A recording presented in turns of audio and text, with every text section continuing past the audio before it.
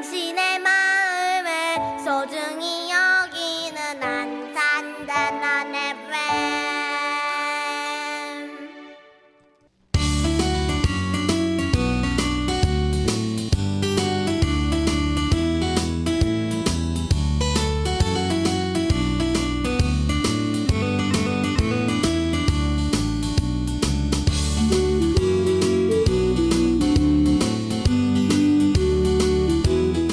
안녕하세요.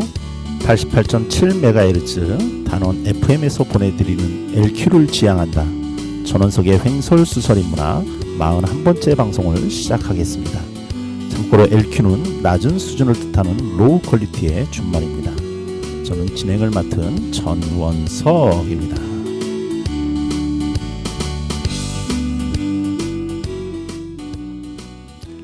어느 날 아침 쌀이 떨어져서 아내는 아침을 굶고 출근했다. 어떻게든지 변통을 해서 점심을 지어놓을 테니 그때까지만 참아보세요. 출근하는 아내에게 남편은 이렇게 말했다. 마침내 점심시간이 되어서 아내가 집에 돌아와 보니 남편은 보이지 않고 방 안에는 신문지로 덮인 밥상이 놓여 있었다. 아내는 조용히 신문지를 걷었다. 따뜻한 밥 한 그릇과 간장 한 종지. 쌀은 어떻게 구했지만 찬까지는 마련할 수 없었던 모양이다. 아내는 수저를 들려고 하다가 문득 상위에 놓인 쪽지를 보았다. 왕후의 밥, 거린의 찬. 이걸로 우선 시장기만 속여두어. 낯익은 남편의 글씨였다. 순간 아내는 눈물이 핑 돌았다. 왕후가 된 것보다도 행복했다. 만금을 주고도 살 수 없는 행복감에 가슴이 부풀었다. 이 글은 김소은님의 수필 가난한 날의 행복 중에 나오는 구절입니다. 약하다는 것이 다 나쁜 것은 아니겠지요. 약한 것이 진실을 만날 때 가장 향기로운 기억이 새겨집니다. 프린스턴 대학의 블랙우드 교수는 이런 말을 했습니다. 부모가 자식들에게 물려줄 수 있는 최고의 유산은 좋은 기억이다.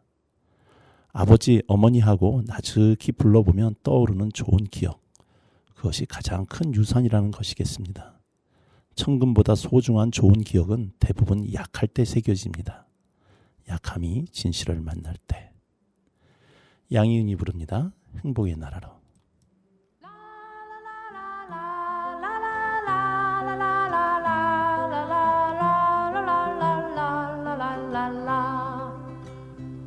장막을 거두어라 너의 좁은 눈으로 이 세상을 떠보자. 창문을 열어라 춤추는 산들 바람을 한 번 더 느껴보자. 가벼운 풀밭 위로 나를 걷게 해주게 봄과 새들의 노래 듣고 싶소. 울고 웃고 싶소. 내 마음을 만져줘. 나도 행복의 나라로 갈 테야.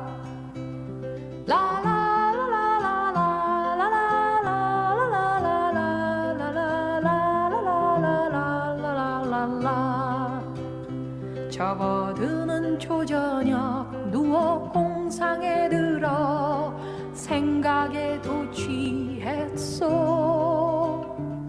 벽의 작은 창가로 흘러드는 산뜻한 노는 아이들 소리.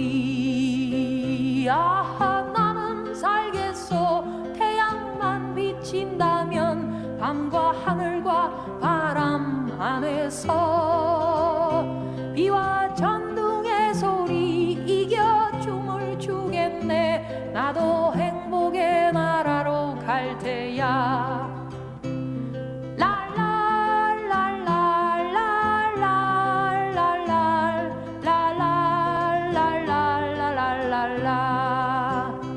고개 숙인 그대여 눈을 떠봐요. 귀도 또 기울여요. 아침에 일어나면 자신 느낄 수 없이 밤과 낮 구별 없이 고개 들고 들어요. 손에 손을 잡고서 청춘과 유혹의 뒷장 넘기며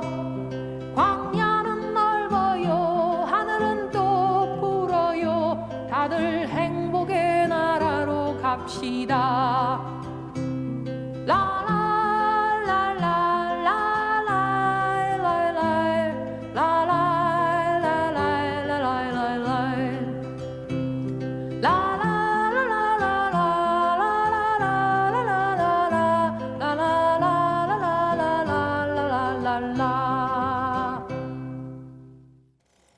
단원 FM의 방송이 유튜브를 통해 방송을 탄 지도 벌써 1년이 넘었습니다. 물론 준비 기간부터 따지면 그 횟수는 훨씬 더 됩니다만 아직까지 안테나를 세우지 못해서 정식으로 개국했다고는 말씀드리지 못하겠네요. 그동안 이 단원 FM의 처음 시작부터 오늘에 이르기까지 이 개국을 위해 맨 앞에서 부딪히며 모든 일을 헤쳐나가시고 또 지휘하고 계시는 정혜실 본부장님을 오늘 이 방송의 초대 손님으로 모셨습니다. 물론 오늘은 본부장님으로서가 아니라 이번에 책을 한 권 발간하셨는데 우리 안의 인종주의라고 하는 책입니다. 그래서 오늘은 이 책의 저자로 모셨습니다. 오늘은 이 책의 내용을 가지고 우리 본부장님과 함께 이야기를 한번 나눠보도록 하겠습니다. 네, 안녕하세요. 네, 안녕하세요. 예. 네, 늘 방송 때문에 또 오면서 요모조모 뵙다가 오늘은 이렇게 또 초대 손님의 위치로 모시게 되니까 또 새롭습니다. 기분이. 네, 드디어 나왔네요. 네. 네, 이날이 올 때까지 네. 기다리고 있었습니다. 네. 예, 먼저 뭐 이 방송을 들으시는 분들은 우리 정희실 본부장님 다 아시겠지만 그래도 한번 본인의 네. 이력이랄까요? 한번 어떻게 살아오셨는지 한번 간단히 소개 좀 부탁드리겠습니다. 어떻게 살아왔는지까지 얘기하면 너무 긴 거 아닌가요? 간단하게. 네, 뭐 간단하게 어차피 책에 다 써 있으니까요. 저 94년도에 이제 파키스탄 남성이랑 결혼을 하면서 갑자기 차별에 눈을 뜨게 되죠. 그 첫 번째 겪었던 차별로서 제가 눈을 뜨게 된 것은 성차별이었던 것 같아요. 당시 그 한국 여성이 외국인 남성과 결혼하는 것 자체를 좋게 보지 않는 시선뿐만 아니라 이런 법 제도 면에서 굉장히 한국 남성과 다르게 한국 여성이 굉장히 불리한 위치에 있었고 그래서 같은 국제 결혼을 해도 가족을 꾸리고 사는 데 있어서 훨씬 열악한 위치에 떨어지게 되는 걸 처음 경험하면서 제 생에 정말 와, 나 이때까지 대한민국에서 살면서 남자와 다르지 않다고 생각을 했는데 남자보다 열등한 존재였구나라는 걸 깨달으면서 이제 서서히 인권의 눈을 떠갔던 것 같습니다. 그래서 그런 과정에서 인권이 뭔지 모르는 과정에서 차별로 알았지만 그게 차별이라고 말하지 못했던 근데 뭔가 기분 나쁜 것에서 시작을 해서 이것을 이제 공부를 통해서 법제도를 좀 바꿔보는데 기여하고 싶다 뭐 이런 욕심이 있었는데 그런 욕심들이 이제 인권 현장에 들어가서 활동하면서 처음에 시작했던 자원봉사라는 것이 이제 학문과 연결되고 그래서 이제 뭐 여성학도 하고 인류학도 하게 됐는데 그런 학문과 연결된 것을 다시 이론적 받침으로 운동의 어떤 논리로서 그리고 운동의 어떤 싸움의 도구로서 이렇게 저를 좀 단련시키고 그러면서 현장에서 계속 어떻게 하면 소수자의 목소리가 한국 사회에 들리게 할 수 있을까를 고심하면서 활동을 해왔는데 뭐 제가 막 뭘 선택한 적은 없던 것 같아요. 근데 저에게 주어졌던 여러 가지 요청들을 계속 수락수락 하다 보니까 어느새 단원 FM 본부장까지 하고 있는 상황인 것 같고요. 네. 자, 지금 말씀을 쭉 주셨는데 네. 이제 이 방송을 딱 듣고 있던 분들이 이성간에서는 방송을 다 끄지 않았을까? 네. 네, 역시 현장의 언어로 또 네. 말씀을 주시니까 어렵죠? 네. 네. 자, 그러니까 제가 초기에 말씀드렸지만 우리 방송은 로우 퀄리티를 네, 제가 엄청 저도 제가 그렇게 퀄리티가 없는데. 앞에 써주신 네. 그 이제 개인 이야기가 있는데 네네. 뭐 이제 이게 주안점은 아니지만 그래도 정희실 본부장님을 이렇게 공적으로 뵈셨던 분들의 입장에선 정희실 본부장님의 어떤 개인적인 이력 중에 하나가 파키스탄 분하고 결혼했다라고 하는 네. 부분이 어쨌든 한국적인 입장에서는 흔한 일은 아니니까. 네네네. 그리고 지금도 흔한 일은 아닌데 94년이면 30년 전에 네. 쉽지 않으셨을 일인데 네. 어떻게 보면 평범한 삶을 살아오시다가 이제 외국인 분하고 결혼을 하고 나면서부터 네. 몸으로 느끼는 네. 어떤 차별과 뭐 이런 것들을 깨닫게 되면서 네. 이제 현장에서 일하시고 또 현장에 일하시는 것들을 학문으로 이론 받침을 하시고 네. 뭐 그러면서 이제 여러 가지 활동을 하면서 지금까지 오셨다라는 건데 그 중에 하나가 이주민 방송 대표를 하셨다라고 좀 돼 있으세요. 네네. 이주민 방송이 어떤 방송인지 한번 소개 좀 네, 부탁드리겠습니다. 지금은 이제 단체를 접었죠. 음. 그러니까 제가 접은 건 아니고, 근데 저 때문에 접힌 것도 맞는 것 같네요. 아. 생각해 보니. 근데 이제 그 이주민 방송은 그 명동 성당에서 네. 이주 노동자들이 자신의 그런 노동자로서의 권리를 외치면서 시위를 꽤 오래 했습니다. 그래서 거의 이제 노숙농성이라고 할 수가 있는데, 그때 한국의 가장 큰 사안이 뭐였냐면 산업연수제라는 네. 제도를 통해서 이주 노동자들이 들어왔는데, 말하자면 뭐 한국인 월급이 100이라고 하면 이주 노동자 월급 한 40. 그러니까 최저임금도 지켜지지 않는, 그러니까 그것이 연수생이라는 지금의 특성화 고등학교 학생들 대하듯이 이제 어떤 연수라는 명목으로 월급을 적게 주고 고강도의 노동을 시켰던 거죠.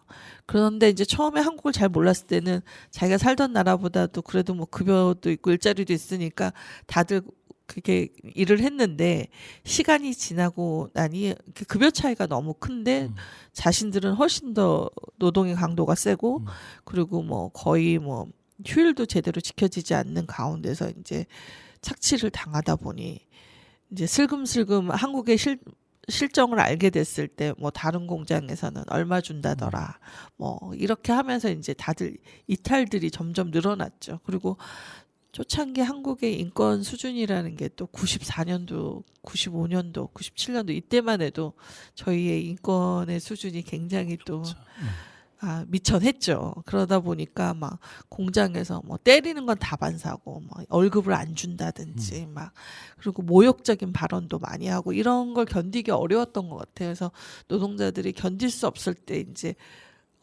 바꿀 수 있는 제도가 없으니까 탈출하는 방법밖에 없는 거죠. 그래서 사람들은 불법 체류자라는 말로 낙인 찍고 그 사람들을 뭔가 우리 한국 사회의 법 질서를 흐트리는 사람이라고 규정했지만, 실은 그 사람들이 생존을 위해서 그 일터를 벗어날 수밖에 없었던 사람들이 점점 늘어났다고 봐야 되는 거죠. 그리고 원래 불법 체류로 부르면 안 되고 서류가 없는 사람들이기 때문에 미등록 체류라고 불러야 되는데, 시민사회 단체는 미등록 체류라고 부르지만 정부 입장에서는 불법 체류로 해야지 단속하기가 정당성을 얻기 때문에 그랬던 거죠. 근데 그 당시에 미등록 체류 상태인 이주 노동자들 거의 80%에 가까웠다고 보시면 돼요. 그러니까 그럼 이 제도가 얼마나 문제가 있었는지를 뒤돌아봐야 되는 건데, 그게 아니라 정부는 어떻게 하면 미등록 상태를 줄여서 이렇게 이 사람들을 쫓아낼까 이런 생각만 했었던 거죠. 그래서 이제 참다 못한 이주 노동자들이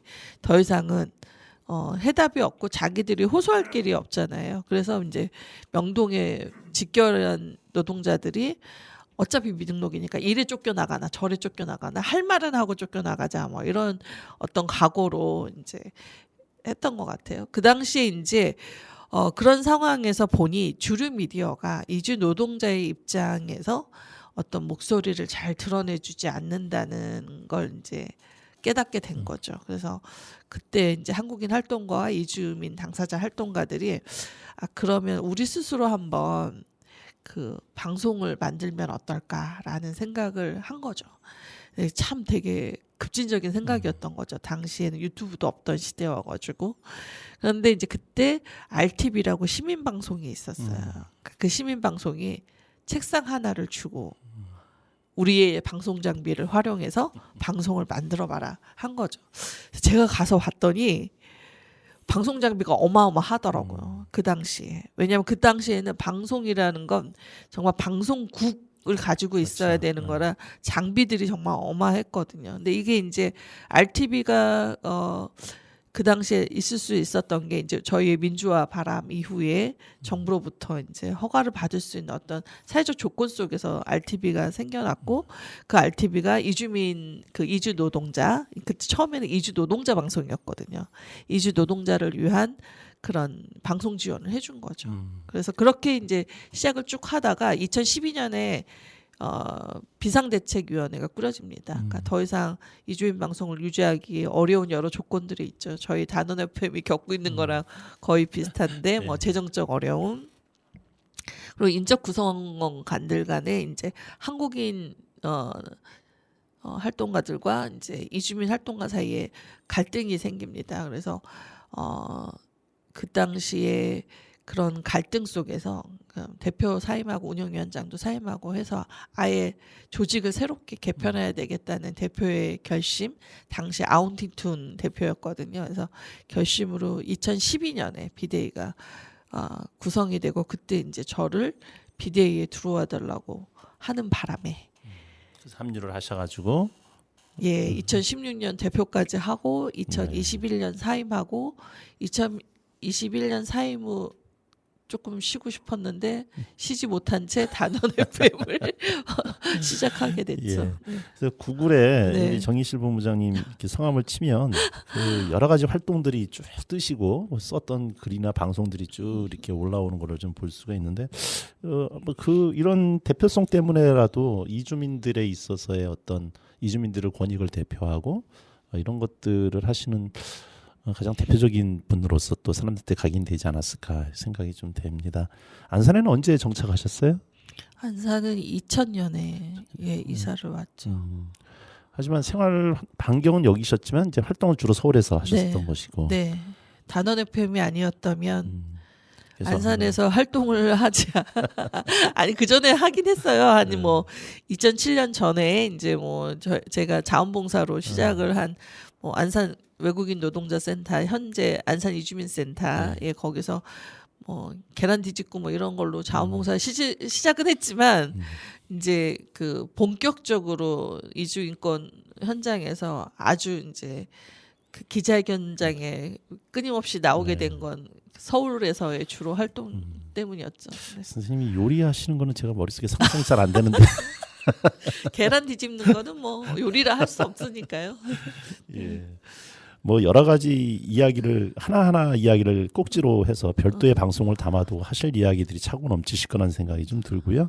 언제 한번 기회가 되면 이제 이런 걸 다 떠나서 이제 모든 가족이 다 한국인으로 귀화 신청이 다 되신 건가요? 오래됐죠. 오래됐었죠. 이제 완전한 한국인이시지만 그럼에도 이제 살아가시면서 겪으셔야 했던 여러 가지 일들이 있는데 그것만으로도 아마 한 꼭지를 좀 담당하셔도 얘기해 주셔도 되지 않을까 싶은 생각도 좀 들고요.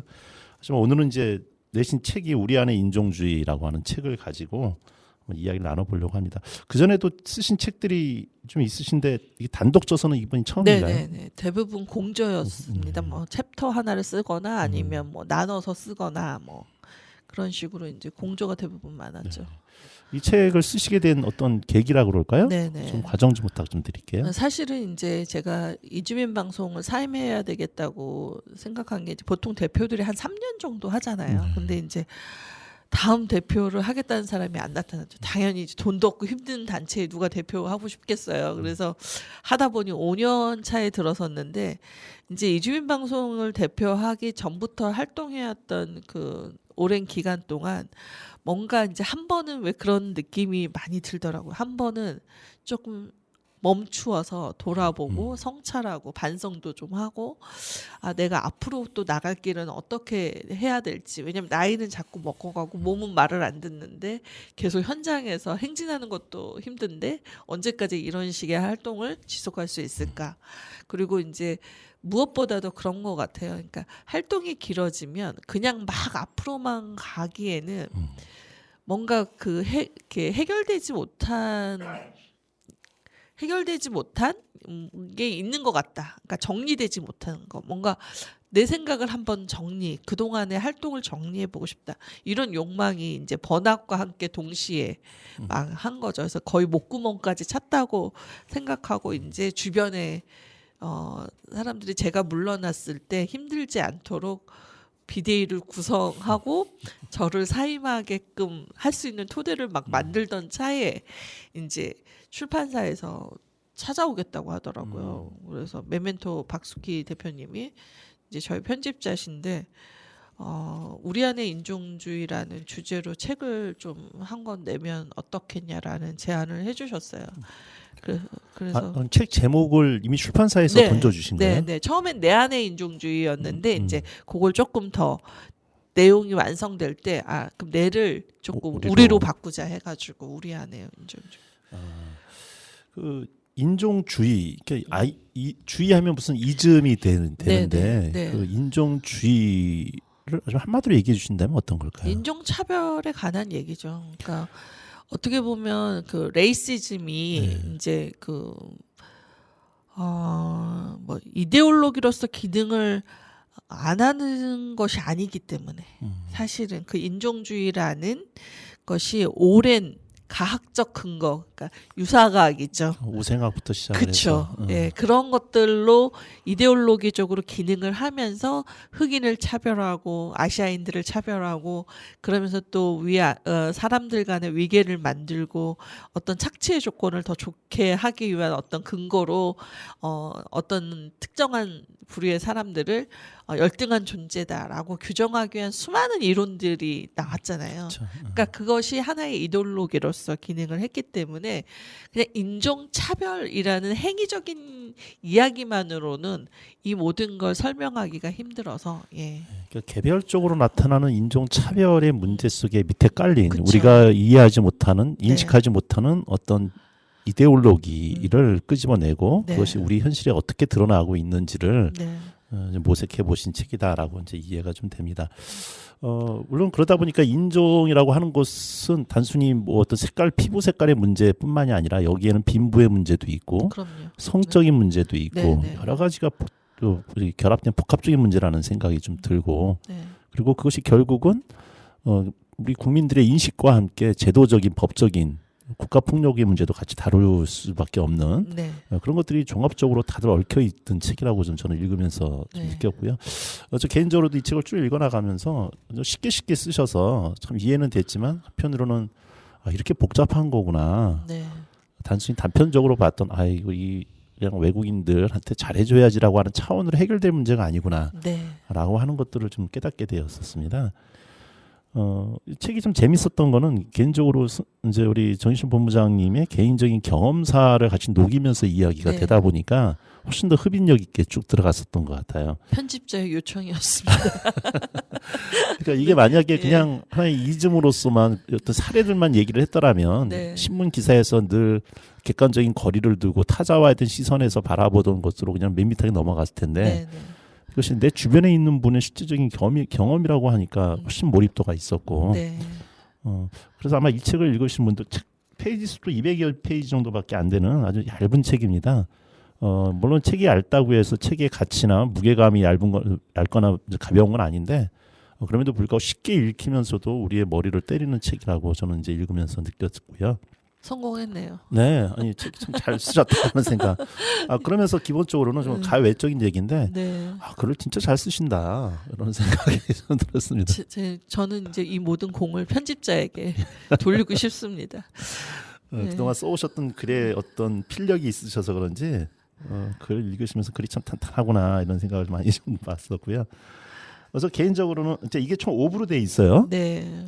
1장이 나를 부르는 말들, 2장이 네. 이주민 줄 세우기, 네. 3장 타인의 고통을 외면하는 사회, 4장 편견으로 그려지는 미디어 속 이주민, 5장 차별의 공간에서 사는 사람들 이렇게 돼 있는데 네.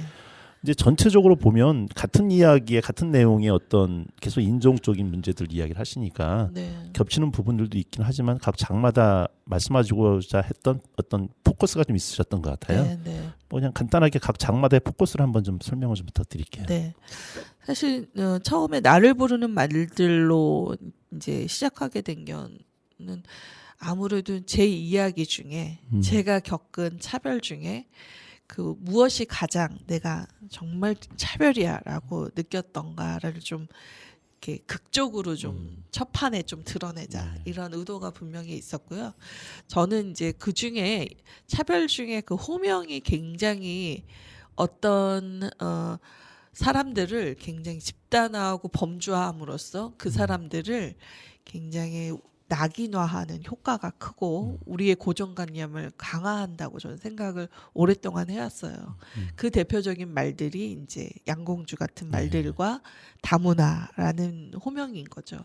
그래서 호명이 갖고 있는 그 뭐랄까 힘이랄까 그것이 주는 사회적 압력 등이 저는 굉장히 무섭다는 생각을 오랫동안 해왔고 처음에 어떤 제가 이런 말들을 풀어내려면 저 안에 언어가 있어야 되는데 언어가 없던 시절이라고 저는 이제 공부 전에 저를 네. 그렇게 생각하거든요. 막연한 기분 나쁨에서 그거를 언어화해서 설명해낼 수 있는 힘을 얻기까지 시간이 오래 걸렸기 때문에 사실 이렇게까지 오래 걸려야 됐냐고 그 제 북토크에서 김현미 교수님이 얘기를 하셨는데 어찌 됐던 그 중에 이제 가장 저한테 핵심적인 그 인종주의 문제 중에 첫 번째로 나와야 될 이야기였기 때문에 이제 제 이야기로부터 시작해서 이제 타인을 부르는 이야기로 이제 넘어가죠. 원래 언어라고 하는 게 기득권자가 우선권을 갖고 자기들의 위치에서 맞는 언어로 설정을 하다 보니까 약자들도 기득권자의 언어를 사용할 수밖에 없어서 네, 맞아요. 그러니까 그 언어가 결국은 우리의 의식을 지배하고 맞아요. 그 언어를 통해서 세계를 바라볼 수밖에 없는데 이미 언어 자체가 뒤틀린 언어다 보니 네, 네. 그래서 그 언어에 대한 이야기를 하시는데 재밌었던 게 네. 그 남편분하고 이제 그 길을 걸어가는데 한 네. 술 취한 남자가 선생님을 향해서 양공주다. 네. 근데 그때 그 양공주라는 얘기를 듣고 화를 버럭 냈는데 네. 이 문장이 그런 문제가 있어요. 그때 내가 왜 분노를 느꼈을까? 네. 네. 근데 그 의식을 밑에를 가만히 살펴봤더니 나는 그들과는 다르다. 나는 몸 파는 여자가 아니다. 나는 진짜 사랑을 하는 중이다. 나는 대학을 나왔다. 이런 항변이 아니었을까? 엄청난 자각이라는 생각이 좀 들어요. 그렇죠. 단순한 모욕이 아니라 그 내 모욕 밑에도 이미 나는 그들과 다르다고 하면서도 나 역시도 이미 네. 상대를 타자화하고 있었고 그럼요. 집단화하고 있었다라고 그럼요. 하는 것이 네. 네. 신선하게 좀 다가오면서도 저 자신도 이런 것들에서 자유롭지 않구나라는 생각을 좀 느꼈었습니다. 그래서 일부에서는 그런 언어에 대한 이야기, 호명의 문제를 네, 이야기를 네. 해주셨고 그러면서 이제 아까도 잠깐 얘기하셨지만 불법 체류자와 미등록 체류자라는 용어를 네. 바꿔 쓰셨어요. 네. 저도 이거에 대한 문제의식을 못 느꼈거든요. 많이들 못 느끼시죠. 늘 유엔에서 권고 받으신 것도 모르시죠. 죄송합니다만 전혀 몰랐어요. 그러니까요. 네. 저희가 잘못했네요. 더 열심히 했어야 되는데. 네. 그러니까 이 불법 체류자라고 했을 땐 법을 어긴 자들이니까 당연히 처벌도 이렇게 해야 돼라고 하는 그런 알지 못할 그런 것들이 있었는데 이것과 어떤 면 객관적인 언어죠. 미등록 체류라고 네. 하는 네. 같은 상태이지만 완전히 다른 처지와 대우를 받을 수밖에 없는 네. 그런 언어에 대한 이야기들을 좀 해주셨고요. 네. 두 번째 2장 이주민 줄 세우기. 요거는 네. 어떤 포커싱이었나요? 그 이제 그 이주민들이 한국에서 살려면 그 체류 자격이라는 걸 갖추어야 되는데 이제 그 체류 자격에 따라서 거주할 수 있는 기간 그리고 할 수 있는 일의 그 종류가 달라지죠. 그런데 거기에는 엄청난 위계가 있는 거예요.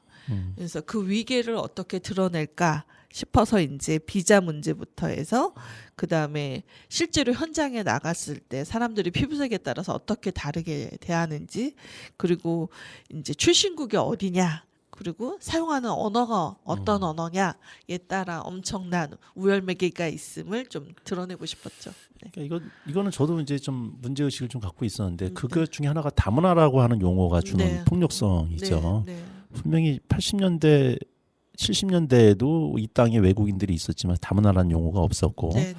주로 그때 외국이라고 하면 주로 백인 서구 유럽을 그렇죠. 중심으로 했었고 미국이죠, 미국. 네. 네. 그러니까 그들과의 어떤 결혼 혼맥은 우리나라 사람들이 원하는 바이기도 했었고 그랬을 때 그분들을 향해서 다문화라는 말은 전혀 안 썼는데 네, 네. 이제 동남아 아프리카 분들이 들어오면서부터 다문화 그러니까 다문화라는 용어 속에는 한국이 포함이 안 되는 어떻게 보면 한국을 제외한 객관적인 언어 같지만 그들을 낮춰보고 우리는 너희들과 다른 문화야라고 하는 어떤 그런 상위 속에서 바라보는 언어라고 느껴졌거든요. 근데 처음부터 그랬던 건 아니었어요. 음. 처음에 이제 제가 책에도 썼지만 뭐 코시안, 뭐 이중문화, 뭐 온누리, 뭐 갖가지 용어들이 막 이제 학계와 시민운동 사이에서 드러났을 때는 아니 그동안 국제 결혼에 대해서 갖고 있는 그 말이 갖고 있는 이미지라는 건 양공주와 다를 게 없는 거예요. 그러니까 미군과 결혼한 을 주로 국제 결혼으로 많이 사람들이 상상을 했기 때문에 근데 그것이 갖고 있는 부정적 이미지 그러니까 그거는 그 사이에 태어난 아이들을 혼혈, 특이, 잡종 이렇게 불렀던 그 시대적인 산물이 있었잖아요. 네. 그러니까 근데 그런 걸 이제 한국인 남성이 그 전에는 한국 여성이 그렇죠. 결혼한 거니까 국가적 관심이 없었던 거예요. 근데 한국 남성이 필요로 해서 결혼을 하고 났는데 그런 이미지가 계속 따라다니게 되면 이제 이 태어난 아이들은 다 한국 아이로 포섭이 되어야 되는데 그랬을 때 한국인들의 그 갖고 있는 본래적 거부감을 어떻게 중화시키고 좀 더 아름다운 언어로 바꾸려고 바꿔야 될까라는 고민 속에서 사실은 그 이제 서구에서 쓰고 있는 멀티컬처럴 패밀리라는 그런 그 용어들과 다문화주의라고 하는 어떤 이데올로기적인 사실 이것도 이데올로기적인 건데 그런 다문화주의라고 하는 것을 반영해서 이제 만들어진 게 다문화 가족 지원법이고 그 다문화 가족 지원법을 만들면서 그냥 다문화라는 말이 이제 들어오게 된 거죠. 저희의 인식 속에. 네. 근데 이제 그거는 멀티컬처럴 패밀리이기 때문에 개인을 지칭하는 게 아니라 이제 그러한 유형의 한국인이나 한국 여성과 결혼한 국제 결혼한 가족을 지칭하는 용어로서 등장을 했는데 문제는 저는 언론이 잘못했다고 보는 거죠.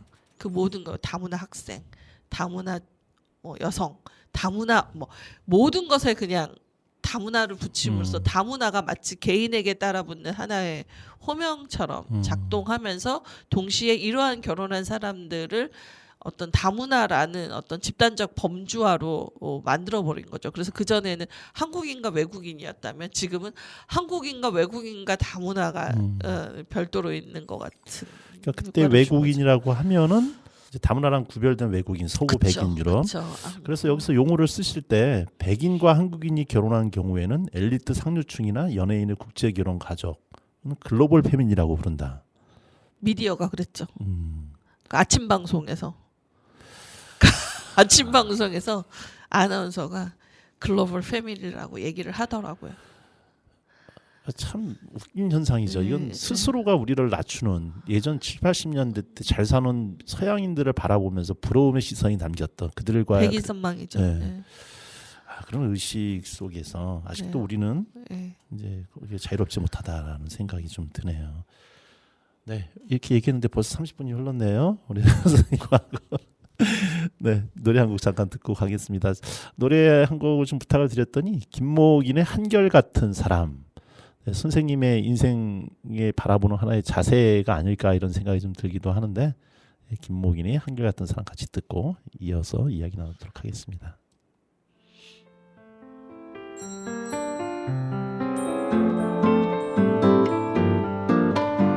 많은 이들이 떠나고 돌아오는 동안 여기 그 자리를 지킨 사람이 있다.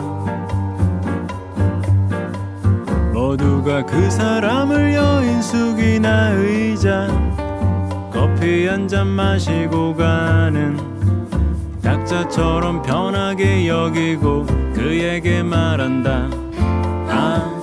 이 한결같은 사람. 많은 이들이 만나고 헤어지는 동안 여기 그 자리를 지킨 사람이 있다. 변함없는 옷에 변함없는 말투 변함없는 쑥스러움 모두가 집으로 돌아가고 그만 남는다. 이 한결같은 사람.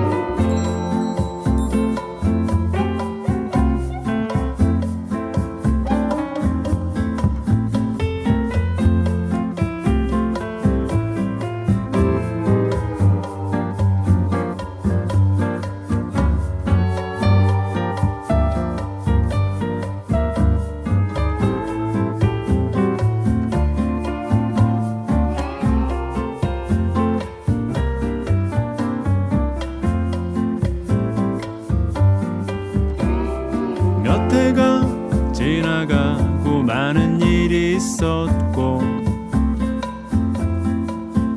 여기 그 자리를 지킨 가게가 있다. 도심 한 구석에 자리를 잡고 많은 시간들을 지켜본 곳, 그 안에 가게만큼 오래된 주인이 있다. 아, 이 한결같은 사람, 사람들이 그를 생각하며 말하지. 아, 이 한결같은 사람, 사람들이 그를 그렇게 부르지. 아, 이 한결같은 사람, 그러나 왜 그라고 한결같았겠는가. 아, 이 한결같은 사람, 그러나 왜 그라고 한결같았겠는가. 아, 이 한결같은 사람. 네, 이목인의 이목인이 맞나요? 김목인이죠.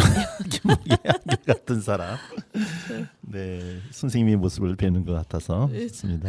제가 그렇게 자, 3장으로 넘어가면 타인의 고통을 외면하는 사회. 제목만 보고서도 딱 무슨 말씀인지는 알 것 같아요. 한번 설명을 좀 부탁드리겠습니다. 네, 그 사실은 뭐 한국에 이주민들이 살지만 기사화되지 않으면 잘 모르고 기사화됐다고 해도 남의 일이기 때문에 뭐 그렇게 크게 관심을 두지는 않으실 거예요. 그런데 누군가는 이 땅에서 살아가는 게 하루하루가 너무 고통스러운 사람들이 있는 거죠. 그러니까 체류 자격이 없다 보면 미등록 상태에서 아이를 키울 때 뭐 미등록 아동의 경우에는 학교 가는 일조차 가능하지 않았던 시절이 있고 그것을 이제 가능하게 하는데 시민사회 운동이 굉장히 역할을 했고 이후에 유엔 아동 권리 협약에 따라서 우리가 이제 가입국이기 때문에 협약을 준수해서 사실 법제도를 다 바꿔야 되거든요. 근데 법제도를 지금까지 바꾸지 않은 채로 이제 그 정책만 바꿔서 아이들을 고등학교까지 이제 다닐 수 있게 하는 어떤 그런 상황에 놓였을 때 그 미등록이라는 그 위치에서 이제 그 불안함이라는 건 이루 말할 수가 없거든요. 그러니까 이제 그런 상황들을 잘 모르기도 하고 무엇보다 이제 결혼 이주민 하면은 뭐 돈 때문에 결혼하러 왔다. 뭐 비자 때문에 뭐 돈 벌러 왔다. 근데 남편을 그냥 결혼을 이용해서 남편을 이용해 먹으려고 한다. 이런 편견에 찬 말들이 많았지만 실제로 물론 그런 생각을 하지 않을 수가 없는 상황에 놓인 사람들이 있어요. 근데 잘 생각해 보면 우리가 이주 노동자라는 그 노동을 통해서 한국에서 정착해서 취업해서 일할 수 있는 어떤 조건들을 누구에게나 열어놓고 특히 여성들에게 열려져 있다면 굳이 결혼을 택해서 안 왔을 노동으로 왔을 여성들이 훨씬 많은데 또 어떤 나라는 또 어떤 직종들 특히 우리나라가 노동 강도가 센 것들을 다 이주 노동자에게 시키고 있다 보니까 특히 제조업이 주로 있었을 때는 힘센 노동자가 필요하지라는 어떤 성차별적인 그 사고들을 계속 유지해왔던 거죠. 그러다 보니까 여성들은 택할 수 있는 게 결혼밖에 없는 거죠.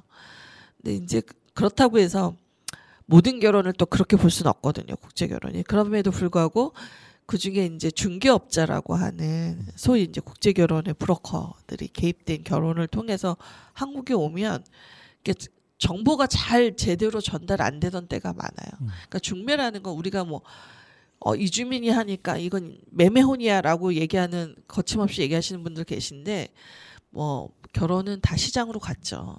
그러니까 실제 연애 결혼할 때도 연애의 대상자가 우리는 막 무조건 사랑에 빠진다는데 저는 다 거짓말이라고 생각하거든요. 외모에 빠지든 뭐 조건에 빠지든 사실 그 사랑이라는 것이 전 좀 일루전이라고 환상이라고 생각하기 때문에 모든 결혼은 사실 어떤 것이 나와 조건이 맞기 때문에 결혼까지 간다고 봐요. 근데 뭐 우리도 그 중매 결혼을 조장하거나 스스로 그 계급적으로 이렇게 나눠가지고 위계화한 다음에 상류층은 상류층끼리 만나게 하고 뭐 중산층은 중산층끼리 만나게 하는 등급화된 결혼 시장이 굉장히 크잖아요.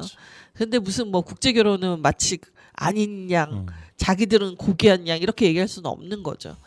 근데 이제 문제는 그 한국의 결혼 시장에서의 그 서로의 정보라는 건 굉장히 디테일하게 다 공개되잖아요. 양쪽에. 그래서 선택하잖아요. 키부터 신체적인 그렇죠. 조건, 학력, 그다음에 재산 유무, 그다음에 그 재산의 어떤 얼마까지 뭐 부동산 소유 뭐 이런 것까지 다 파악해서 서로를 등급화하는데 국제 결혼에 있어서는 아주 기초적인 거 있잖아요. 그러니까 재혼인지 초혼인지 자녀가 있는지 없는지 장애가 있는지 없는지 뭐 상대에 대해서 좀 알아야 될 것. 집을 그래도 좀 뭐 이게 지금 빌려서 사는 건지 아니면 적어도 뭐 자기 집인지 아니면 남편의 돈벌이가 이제 확실하게 이제 뭐 셀러리맨인지 아니면 뭐 자영업자인지 아니면 뭐 회사 사장인지 이런 것 정도는 좀 이렇게 알려줘야 되는데 포장을 하는 거죠. 남성들을 막 부풀려서 포장하기도 하고 또 남성들이 가지고 있는 여러 가지 뭐 핸디캡들은 다 감추고 그래서 이제 결혼을 해서 막상 와보니 집이 자기 집이 아닌 사람도 있고 뭐 대형 스파 하는 줄 알았는데 와보니 구멍가게 하고 있고 뭐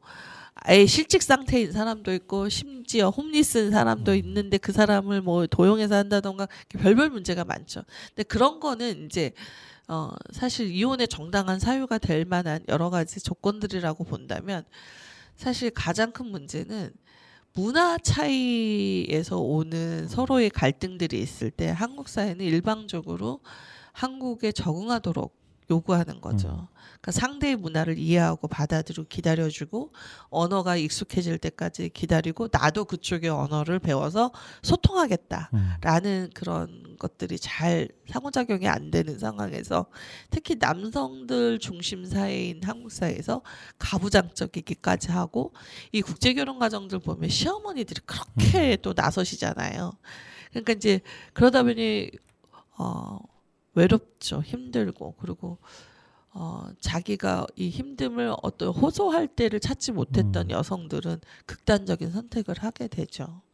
그래서 이제 이러한 일들에 대한 이야기를 그동안 쭉 해왔지만 아마 그 뭐 정말 그렇게 신경 안 쓰고 사신 분들이 훨씬 많았을 것 같아요. 그건 그 집의 일이지라고. 그렇죠. 이제 그런 결혼 때문에 오신 분들의 이야기과 함께 또 한 가지 노동자들의 예. 이야기를 해주시면서 진짜 저는 이랬을까라고 생각을 깜짝 놀란 게 이 코로나 시기를 거치면서 네. 이 마스크 같은 거 지원에 있어서도 차별을 뒀다. 네, 그럼요. 처음에 마스크 모자라서 대란이었잖아요. 가만히 생각해 보면 네. 뭐 이게 코로나라고 하는 게 외국인이건 한국인이건 누구를 가려서 가는 건 아닐 텐데. 네. 그거 다 마스크 써서 감염을 막아야 된다고 그러면서 막상 열악한 환경에 사시는 분들, 집단 생활 하시는 분들한테 마스크를 안 줘버리면 네. 가장 먼저 줘야 될 사람들이 그 부분들인데 네. 그걸 안 줬다는 게 어떤 머릿속에서 그런 생각이 나왔는지를 이해가 안 가더라고요. 이게. 저희 그 쉽게 생각하면 국민이 우선이라는 생각 많이 해요, 사람들이. 근데 국민이 우선인 거죠, 그때. 그러니까 저희가 2018년에 예멘 난민 왔을 때 걸렸던 이제 현수막이라든지 그 데모했던 그 집단들이 내세웠던 손피켓에 보면 국민이 우선이다. 그때 뭐 국민청원 3일인가 얼마 만에 몇십만이 돌파했다라는 네. 저 개인적으로 그때 참 절망감을 느꼈는데 참담했죠. 예. 야, 우리의 의식이 아직 여기까지밖에 못 왔구나라는 생각들. 특히 그거에 대해서 한번 나섰던 사람들이 또 이제 어떻게 보면 기독교 계통 사람들이기도 했었고. 네.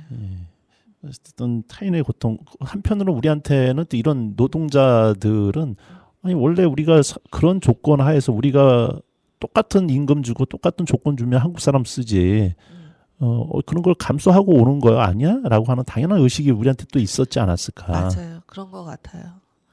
근데 사실 이제 실제로 건설 노조 현장에서 이제 그런 구호가 외쳐지잖아요. 이주동 추방시켜라. 그렇죠. 불법 체류 자꾸 고용하지 마라. 막 이렇게 얘기를 하는데 사실 이제 우리가 늘 이 운동을 하면서 그럼 너네는 외국인이 더 우선이란 얘기야? 막 이런 얘기 엄청 많이 듣잖아요. 그쵸. 근데 그게 아니라 우리가 모두 동등한 인간으로서 살아가는 조건들은 같아야 되지 않을까. 그런데 만약에 그 조건이 같았을 때 한국 사람을 쓰지라고 했으면 그럼 한국 사람의 고용이 늘어나는 거잖아요. 그러면 저는 그게 낫다라는 거죠. 그러니까 누군가의 상태를 악화시키고 더 열악하게 만들어서 이주민을 고용하도록 하는 어떤 제도를 만드는 게 중요한 게 아니라 모두의 노동자의 조건이 살만한 삶이 되게 조건을 올려놓고 그랬을 때 그럼 나 한국 사람 쓰려면 할 수 없는 거죠. 그러니까 모두가 그렇게 생각하지 막 상황을 나쁘게 만든 다음에 이주 노동자 쓰는 게 좋은 거야 이렇게 얘기할 수는 없는데 지금 저희 그렇게 하고 있잖아요. 그러니까 아마 그런 게 어떻게 보면 우리 국민들이 평상시에 그러니까 이미 대부분의 것은 상류층 기득권들이 가져가고 나머지를 가지고 싸워야 했던 우리들의 어떤 피해의식이 내재화된 게 아닌가라는 생각이 좀 들기도 하고 그래서 이거 하나만이라도 내가 차지해야만 돼 그래야가 살아갈 수 있다라고 하는 어떻게 보면 우리의 슬픈 자아상의 모습이 반영된 게 아니었을까 이런 생각이 좀 개인적으로 좀 들었었습니다. 네. 예, 전 사장이 참 재미있게 읽었어요. 편견으로 그려지는 미디어 속 이주민. 그래서 외국인을 대상으로 한 우리 TV 프로그램, 라디오 프로그램 중에 나오는 방송들에 대해서 전혀 새로운 시각으로 우리 그냥 재미있게만 봤던 것들인데 그 안에서도 우리의 어떤 차별적인 시선이 담겨져 있더라. 몇 개만 소개를 해주시죠. 어서와 한국은 처음이지. 우선 사실 그 미디어 비평에 있어서 많은 분들이 이제 성차별이라든지 뭐 그런 어떤 범죄의 문제라든지 뭐 이런 것들은 많이 다루는데 사실 이주민의 위치에서 그 미디어를 분석하는 그런 비평들은 많지 않다가 이제 러브인 아시아가 처음 한국사에 등장하면서 계속 저에게 이제 불편한 느낌이 있었는데 이제 제가 강의를 가서 이주 여성 대상으로 강의할 때도 많거든요. 그러면 가서 물어보면 다 이제 러브인 아시아 욕을 하는 거죠. 왜 욕을 하나 들어보면 이제 러브인 아시아에 출연하기 위한 어떤 조건들이 있는데 그 조건들이 이제 뭐 효부 효계 같은 착한 며느리, 착한 아내, 그리고 병든 누군가 가족을 수발하는 뭐 그런 그리고 외국 자기 친정에 한 번도 가본 경험이 없는 가난한 여성이어야 되는 거예요. 그래서 이제 막 이주 여성들이 그래서 우리는 친정에 몇 번 갔다 왔다고 출연 안 된다고 하더라고요. 이렇게 하면서 얘기를 하는데 너무 어이가 없는 거예요. 러브인 아시아인데 그래서 나중에 이제 그 프로그램을 본격적으로 분석하게 된 게 국가인권위원회에서 이제 그런 미디어 모니터링, 인종주의에 관련한 그런 시민활동가를 모집한 적이 있어가지고 제가 이제 들어가서 이제 한 몇 년 했었거든요. 근데 그때 이제 러브인 아시아가 또 주요 타겟 분석 대상이었어요. 모니터링 대상이었는데 보다 보니까 포맷이 똑같은 거예요. 갈등이 있거나 뭐 문제가 있는데 자기 나라 가서 시부모랑 갔는데 가서 갑자기 화해를 하고 또 거기 가서 이제 뭐 요리를 해서 굳이 필리핀 가서 막 된장찌개를 끓이고 막 불고기를 뭐 하거나 아니면 한국 음식을 해서 뭔가 친정 식구에게 생전 안 먹던 한국 음식을 먹게 하고 막 이런 비슷한 포맷으로 계속 국가만 바뀌어서 하는 거죠. 그래서 결국은 그 러브인 아시아가 인기가 엄청 높았어요. 시청률이 높았는데 특히 저 같은 50대 60대들이 엄청 사랑하는 프로그램이었다고 해요 당시에. 네. 근데 그것이 이제 그렇게 프로그램이 만들어지면서 누군가는 굉장히 눈물 한번 흘리고 아이고 쯔쯔쯔 안 됐네. 아 정말 살려고 애쓰는구나 이렇게 약간 시혜적 입장에서 동정의 대상으로 볼 수 있는 건 좋았겠지만 이주 여성 입장에서는 이주 여성의 삶이 다양하고 또 각자 살아가는 방식도 다른데 뭔가 획일화된 그림 하나로 계속 그 프레임 안에 갇혀지는 느낌인 거죠. 그래서 이제 그것이 제가 이제 또 초중고 강의를 많이 가는데 아이들한테 물어보면 이주 여성 하면 떠오르는 단어가 뭐예요? 그럼 불쌍해요. 안 됐어요. 그래서 그런 생각을 어디서 어떻게 하게 됐죠? 그래서 이주 여성 만난 적 있어요? 물어보면 만난 적 없대요. 그럼 뭘 보고 그렇게 생각해요? 그랬더니 러브 인 아시아 보고 아 이거 큰일이구나 싶은 생각이 들었던 거죠. 러브 인 아시아와 비슷한 포맷이 그 아빠가 한국에서 일하는데 네, 글로벌 찾아 아빠 산말리. 그것도 비슷한 것 같다는 네. 생각이 좀 들어요. 그러니까 이제 이주 여성 버전은 결혼한 이주 여성 버전이고 음. 이주 노동자 버전으로서 이제 글로벌 아빠 찾아 산말리도 똑같아요. 포맷이 딱 본국에 너무 가난하고 힘들게 살아가는 원가족을 보여주고 아빠가 일하는 곳으로 아빠를 찾아오는 거예요. 근데 어서와 한국은 처음이지가 인기가 굉장히 높아서 보신 분들 많을 텐데 그거 보면 엘리트예요. 벌써 본국에 가서 찍는 친구들의 모습이라는 건 전부 이번에 최신호 제가 불가리아 편을 봤거든요. 네. 역시나 의사 막 계속 강조해서 나와요. 무슨 의사, 무슨 의사 막. 그래서 왜 그렇게 자막에 굳이 계속 무슨 행동을 할 때마다 그게 나와야 되는지 이해할 수 없는데 그런 여기 한국에 있으면서도 이미 엘리트인 어떤 계층의 그 사람을 섭외해서 그 사람의 친구들이니까 당연히 비슷한 계급의 사람을 부르겠죠. 근데 불렀을 때 그 사람들은 워낙 이제 사회적 지위가 있는 사람들을 부르다 보니까 방송국에서 제공하는 호텔이나 뭐 등등등이 다 좋죠. 관광지도 호화롭고 가서 사 먹는 음식도 호화로워요. 근데 이주 노동자 글로벌 아빠 찾아 산말리의 통역이나 뭐 이런 등등으로 함께했던 당사자들의 이야기를 들어보니까 제작비 자체가 적고 그래서 막 그 방송에 보이지 않는 뒤편에서 연출자들의 태도도 되게 문제가 많았다는 거야. 그러니까 반말을 한다던가, 그다음에 뭐 싸구려 여간에 머물게 한다던가. 그리고 결국 거기서 찾아가는 건 호텔이 아니라 아버지가 노동하고 있는 공장이거든요. 공장 기숙사인데 제가 알기로는 이주 노동자들이 사진을 많이 찍어서 본국에 보내요. 근데 본국에 보내는 사진들이 다 뭐냐면 아주 즐거운 에버랜드나 뭐 이런 것처럼 즐거운 곳, 그다음에 아름다운 꽃이 피어 있는 곳, 비싼 차 앞 이렇게 보내요. 그래서 내가 왜 그 자기들의 고생을 가족들한테 얘기하지 않고 이렇게 맨날 화려한 사진만 보내나 했더니 가족들이 자기가 고생해서 막 힘들게 버는 모습을 알므로써 같이 막 고통스러워하고 그런 걸 원하지 않는다는 그렇죠. 거예요. 그러니까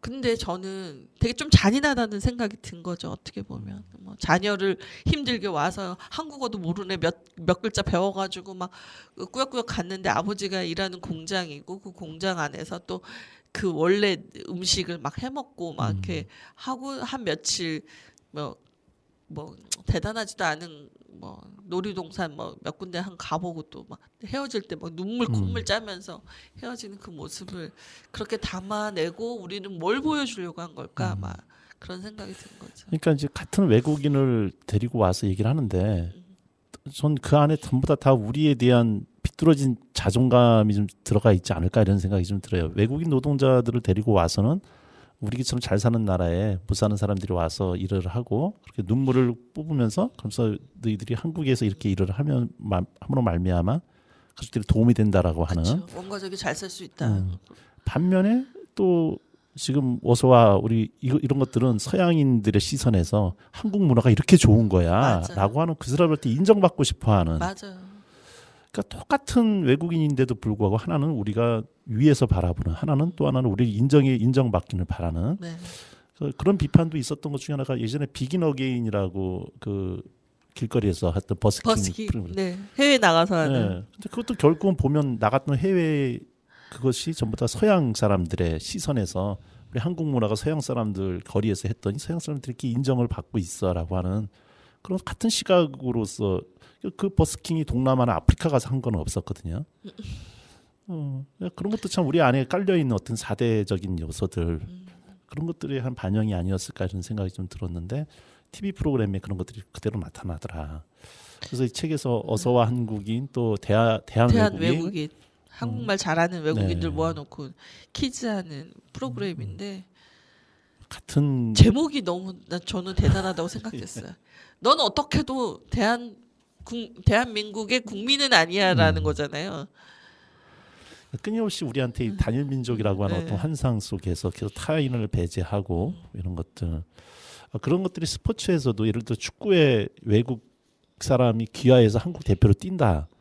그러면 그 받아들이지 않을 사람들이 꽤 있지 않을까 하는 생각이 좀 여전히 들어요. 용병이라고 부르지 않나. 그런 의미. 예.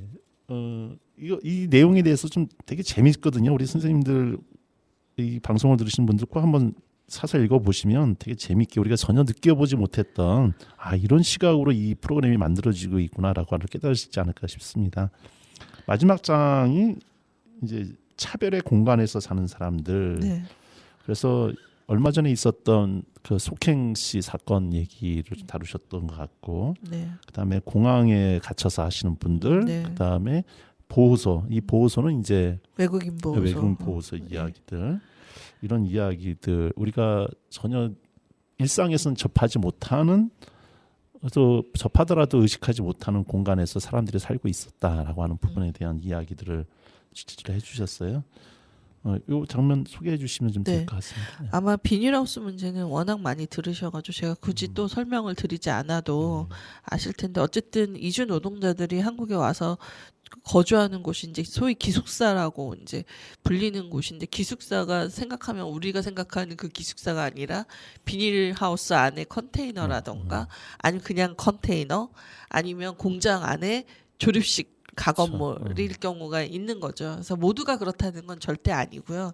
좋은 회사들도 많습니다. 근데 이게 노동자가 선택할 수 없다라는 게 문제인 거죠. 그러니까 복불복이에요. 이게 무슨 까나리젓 마시는 일도 아닌데 회사를 선택하는 게 복불복이어서 누구는 좋은 기숙사에서 살 수 있고 주 5일 근무에 최저임금 제대로 주는 곳에서 좀 인간답게 살면서 노동할 수 있는 조건에 있다면 또 어떤 사람들에게는 정말 이건 말할 수 없는 열악한 조건에서 이제 농사를 짓는 일을 하면서 비닐하우스에서 그것도 논두렁 위에 있는 비닐하우스에서 이제 먹고 자고 하는 문제인데 항상 이제 감전의 위험이 있고 이제 또 냉온방의 문제가 있는데 그걸 떠나서 이제 그 농업 위주 노동자 같은 경우는 또 워낙에 그 쉬어야지 사실 그 다음 노동이 그렇죠. 가능한 유체 노동이잖아요. 엄청나게 힘든데 문제는 휴일도 많지 않다는 거죠. 그래서 제가 뭐 근로기준법 63조도 얘기해놨지만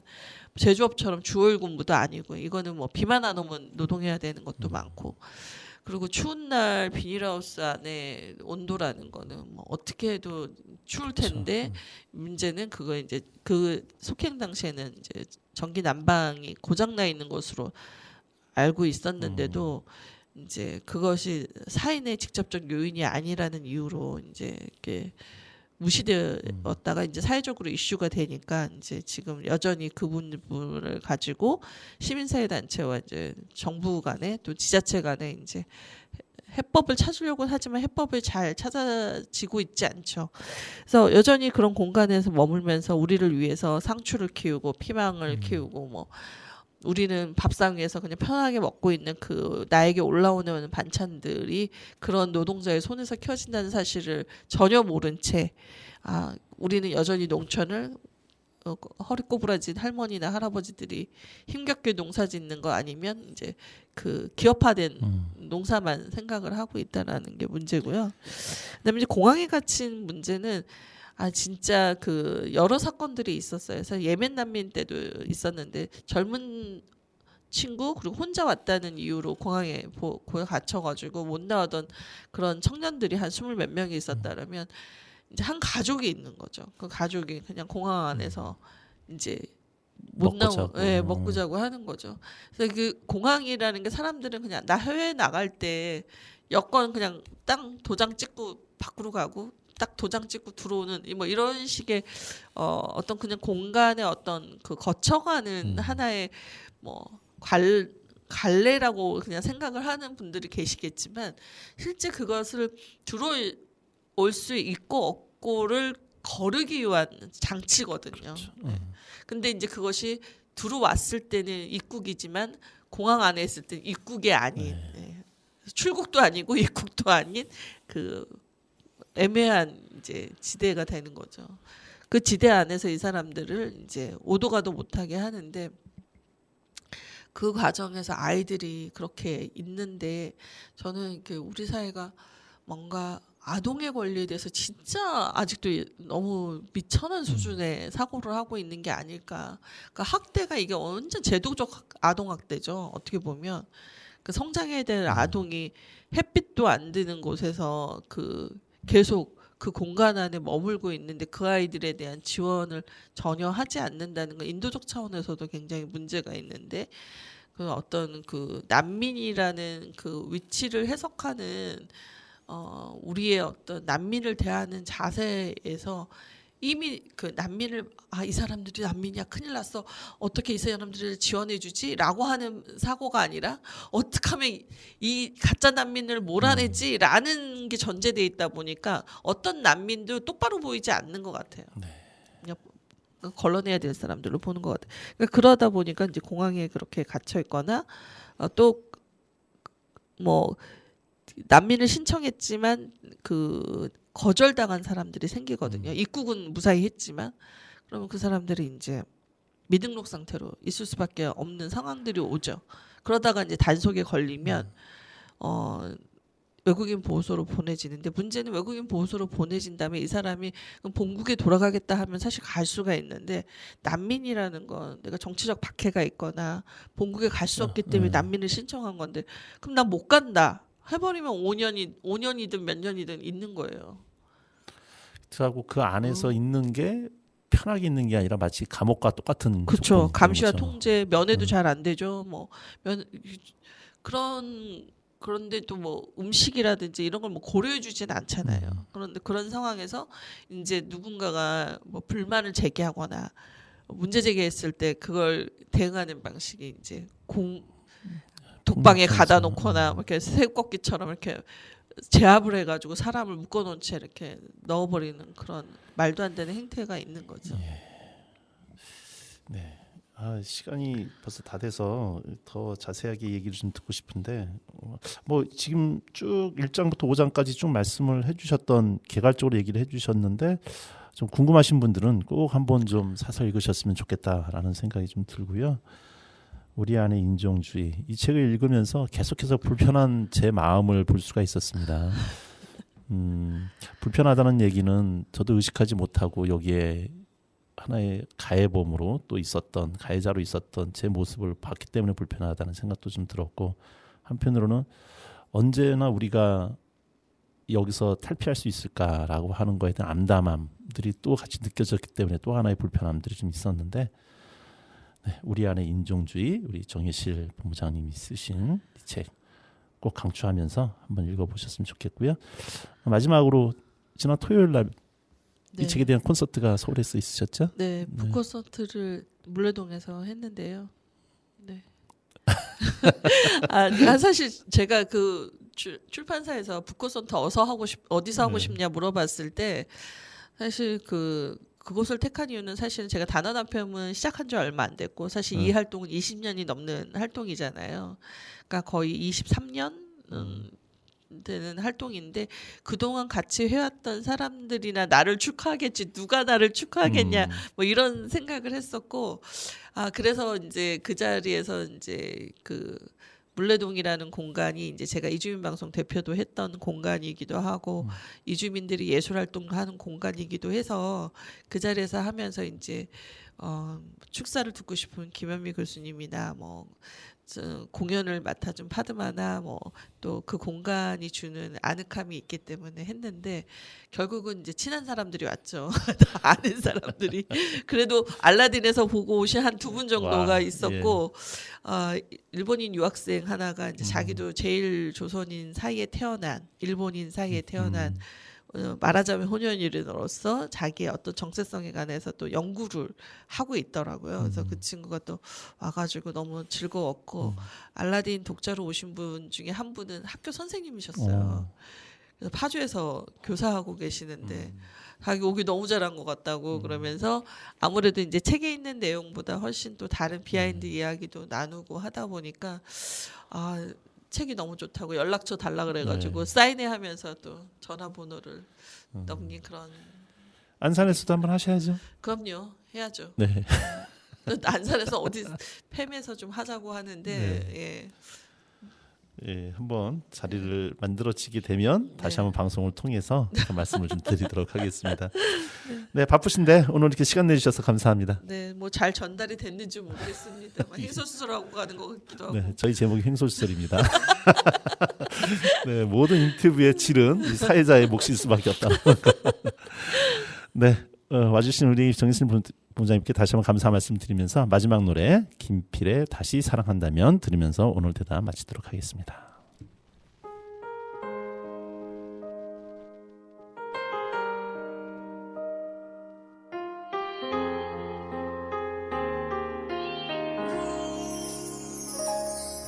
다시 태어난다면 다시 사랑한다면 그때는 우리 이러지 말아요.